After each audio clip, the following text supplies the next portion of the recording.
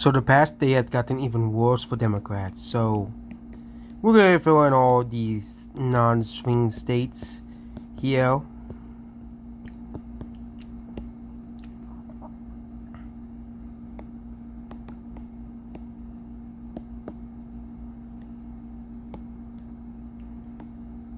First, and yeah, we're gonna do.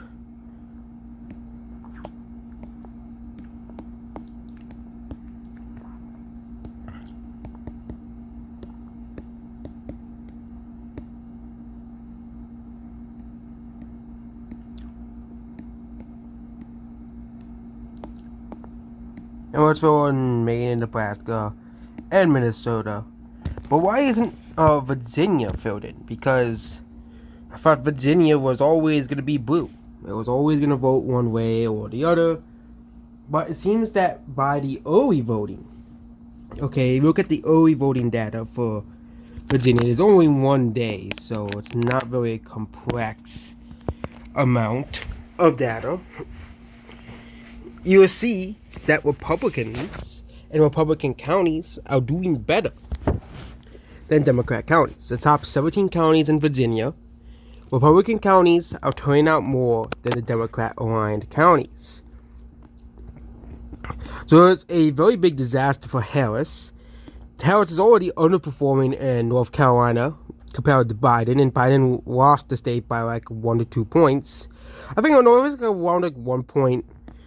We don't have any data out of Arizona or Nevada yet. Harris is doing far worse in Pennsylvania by down 250,000 votes. Republicans have gained 250,000 votes. This is a state that, Biden won by 80,000 votes. So this gets worse if Virginia flips. Harris's chance to 230, Harris would have to win all of these states to win. That is looking very, very, very unlikely as it is. As we have we have a major endorsement in Michigan. The Hamtramck mayor, the only Muslim majority city in America, also endorsed Trump. Okay. So we could see, and of course Arizona's like we could very well see a map looking like this. Of course, it's still possible Democrats still hold on to Virginia, but this is looking like a very accurate map, way more than the one we used to put out, which is this map right here. That Trump would win all the Sunbelt states plus Pennsylvania, but he would lose in Wisconsin and Michigan. But it seems more likely this could be the map. And there's also a small probability that this could be the map. Meanwhile, Harris has to fight for Minnesota, New Mexico, New Hampshire, and Virginia. These are considered the electoral scraps. Because even without these states, even without Virginia, Trump would win if he wins every single swing state. But Virginia and New York are this close, because New York is only within 12 to 14. Okay, which is way down for Biden's 23. And also during the last election, Biden was in the polling by plus 42 in New York. So this is a very bad numbers for Harris overall. And we all knew this was going to happen. All the really bad pollsters like Morning Consult, Ipsos, and Quinnipiac, okay, can put out the awful polls all they want. Okay. Can put out all the awful polls all they want, but it's just not gonna work, because most of those polls poll the same people anyways. It's mostly Democrats that are polled. They don't poll, the low propensity voters. They only poll the same people over and over and over again. Okay, of course you're gonna get that result. You're not factoring in the low propensity voters, the Trump factor, and all that stuff. This is a very, very bad map for Democrats if this is the map on election day. If the Virginian early votes continue to go the same way. Because if Michigan is going for Trump, and Michigan is not as liberal as people think it is, okay, Michigan, yes, is the most liberal of all the swing states, excluding Virginia, but this could very well be a map on election day. Of course, Harris would have to win, Georgia. She would have to win Arizona, Nevada, which the polling for Harris and Georgia and Arizona are awful. That's, so if she would have to flip, she would possibly have to flip Pennsylvania and sweep the, Rust Belt, which is also looking very unlikely. The path for Harris is getting worse and worse by the passing days. Okay, by the passing days, the pathway to victory for Harris is getting worse and worse and worse. Heck, we could even see a map like this if Democrats do win Michigan and Wisconsin. We could see a 300 electoral win if Trump does win Virginia, based off polling, based off of early voting, which seems to heavily favor Republicans and heavily favor Trump. Okay, same thing in North Carolina. Early voting seems to heavily favor Republicans. Pennsylvania, Republicans are up 250,000 votes in early voting. Georgia, mail-in voting has crashed. They don't have any data out of Arizona, Nevada, but I would expect the same trend out of those two states, which means we're seeing a red tsunami. Okay, I think that Republicans are going to sweep the board if you look at the early voting, because the data does not lie. Voter registrations for, let's just say, for example, Nevada. Okay, people like the polls are saying, oh, Nevada is now one of the most liberal of the swing states, but you look at the voting registrations for Nevada, there's only a 20,000 difference between Democrats and Republicans. Only a 20,000 voter difference, and all Republicans have to do is win 21,000 independents and they win the state. Okay, this shouldn't be too difficult either. Okay, because let's just say all Republicans and all Democrats vote on party lines. Okay, all Republicans would need to do is win around 20 to 40,000. Okay, around 40,000 of the independents, the swing voters, to win Nevada. It wasn't so hard for the current governor of Nevada to win. So it shouldn't be so hard for Trump or any of the House races. Okay. I think Democrats are overestimating their chances of winning and underestimating Republicans' chances of winning. Same thing of the Senate, too. Okay. I think they're overestimating Democrats in the Senate and House. Okay. Of course, you have some pretty bad candidates in the Senate as well. You can't, forget about that. You have they nominated Kelly Lake again. Like, really? You're putting Kelly Lake again? Like, why? Okay, but Nevada, Michigan, and Pennsylvania could very well go red for the Senate. Okay, because you had the big endorsement out of the Hamtramck mayor, who really endorsed Trump because of social issues, and the last swing state is really Wisconsin. We haven't had really major developments out of Wisconsin. But let's assume because, Pennsylvania, because these three states typically vote together. It's just how it is, okay? That means this could be the map of the 2024 election. Heck, if Trump is lucky, he could pick off New Mexico. He could pick off Minnesota. He could pick off New Hampshire and Maine. And, of course, Nebraska second. This is a very, very bad look for the Harris, Biden-Harris administration, because if this map happens, which I think is pretty unlikely to happen, Harris is not winning. It's a landslide at this point, okay? Yeah, but this is a very, very bad map for the Democratic Party already. If Trump wins Virginia, okay, but even without Virginia, Trump would win all the swing states of Virginia is this close. Okay, if New York is, could be within single digits. Okay, you really think that, New York being within single digits being a likely margin? Wisconsin's gonna be teal blue. Michigan's gonna be teal blue. North Carolina's gonna be teal blue. The levels of delusions on the Democratic Party is that's absolutely if Virginia is teal blue, Trump is winning North Carolina and Virginia and Georgia. Okay, Trump is winning Pennsylvania. Okay, Trump is winning these two states over here. Okay, Trump is winning Wisconsin and Michigan by a tilt margin. Okay, and if New York is this close, okay,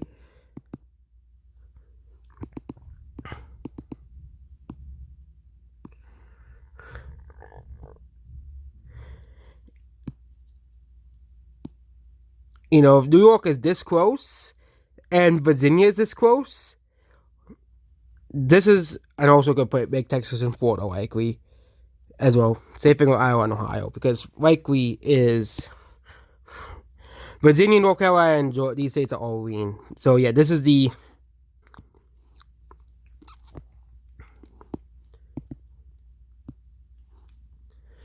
and New Hampshire and Maine at large, and Nebraska second. Nebraska second will probably tilt blue. But this will be a very, very bad map for the Democrats if, and also let's just say Virginia flips too. This would be very, very bad, which means Virginia should be counted as a swing state. Okay, Virginia should be counted as a swing state. I don't know why it isn't. Okay, but Virginia definitely is a swing state. Okay, so this is the real swing map, in my opinion. Here, New Mexico, we haven't had any data out of New Mexico, but these are the most competitive states this election cycle. Okay. The least competitive of them all is North Carolina. Trump will likely win that one. The most competitive obviously being Virginia, actually. Being the newest of the swing states. Okay. But these are all the swing states of this election. Last election, it was... The swing map was like much bigger.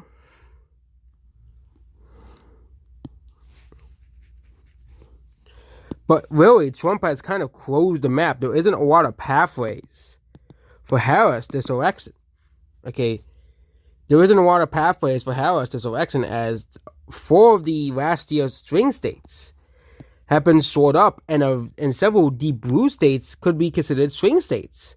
Minnesota, New Mexico, Virginia, and New Hampshire and Maine. Okay, this is what they're ignoring. These states are swing states now, and there's a possibility North Carolina is not a swing state anymore, which is a very bad map for Democrats, because then Democrats will have to try to gain somewhere else, which will be very difficult because they'll have to try to gain Texas as a swing state. But even then, Texas turned a corner in 2022 in the past couple of years. And Florida is basically a safe Republican state at this point. Same thing with Ohio and Iowa. These are safe Republican states at this point. And I think if Trump wins, things are only going to get worse for Democrats as Florida and Texas and red states continue to gain population. Meanwhile, blue states continue to lose population. Okay, this is going to get worse because they're going to have to... because they're losing New York very slowly. They're losing New Jersey as well, very slowly. That'll open up the map even more. Let's go past 2020, and let's just say Republicans saw up North Carolina and Georgia back. This will be a very bad map for Democrats, and that's excluding the new amount of electoral college votes for Republican states. Okay, the map is more open. And we'll say Republicans also gain Nevada and Arizona and Pennsylvania as Republican states. Democrats would have to reform as a party. And I think it'll be game over at this point for Democrats, because Republicans are also gaining in Nevada and Pennsylvania. These are 2 very, very important states. Okay, which means if this is a swing state map, Democrats will have to try to get Texas as a swing state. Okay, that's the only hope. And it's funny that they say that, without Texas, Republicans can't win the election. But the only option could be making Texas a swing state, because they might lose Illinois. That's another state that's trending toward the Republican side as Chicago continues to lose population. Okay, the Royals are losing population, but Chicago is losing population. It's becoming like Detroit. Okay, and let's forget Virginia is still a swing state. All of the Rust Belt, the rest of the Rust Belt are swing states. Let's say Republicans gain Wisconsin, but this could be the map, and these are the safe Republican states. We're gonna be doing the states that Democrats are expected to win. And this is the swing. This could be a possible swing map of 2042. These are all the swing states, and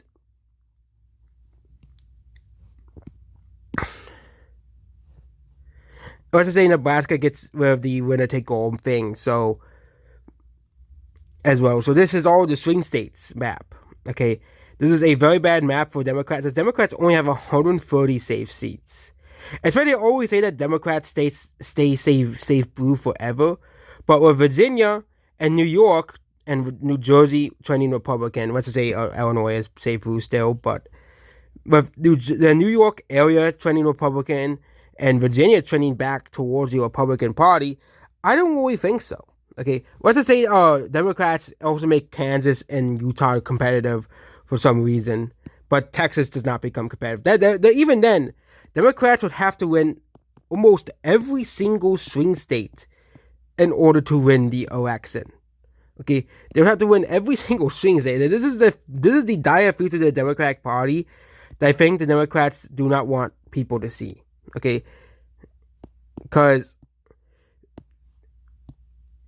if Republicans are able to keep Texas as a safe Republican state, okay, and Texas and Florida are expected to gain more electoral votes. Okay, Texas is expected to gain more electoral votes. More blue states are expected to lose electoral votes, and more blue states are expected to become competitive, more and more competitive. Okay, yeah, that is a very bad news for the Democratic Party as a whole. As this is that New Jersey, New York, the Rust Belt, several of the, these states over here, Virginia, New Hampshire. Okay, this could be a swing state map of 2046. They need Texas to be competitive. They require it in order to have a chance. Okay, or else they would have to campaign in so many swing states. Because you look at the trends in New York is trending for the Republican. Okay, Virginia too. Okay, heck, let's just say Republicans dropped the ball in Michigan, and Michigan becomes a safe blue state. But it wouldn't really matter that much because let's just say Texas Republican Party matters, Southwest Texas, and it stays a safe Republican state. Same thing with Florida. Okay, but Democrats will still need to win every single other state.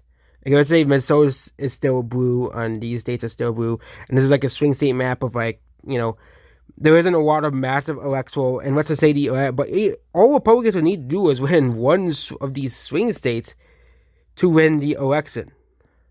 Okay, because the way the things are going, heck, New Hampshire puts it in an electoral tie if they have Texas still.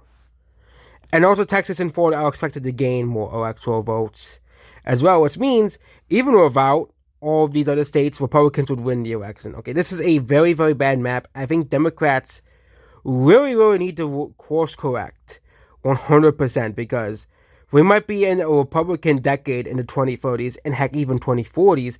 Kind of like how it was opposite. Well, it's Democrats. They dominated for decades and decades and decades, and Republicans didn't recover until like Nixon, I think.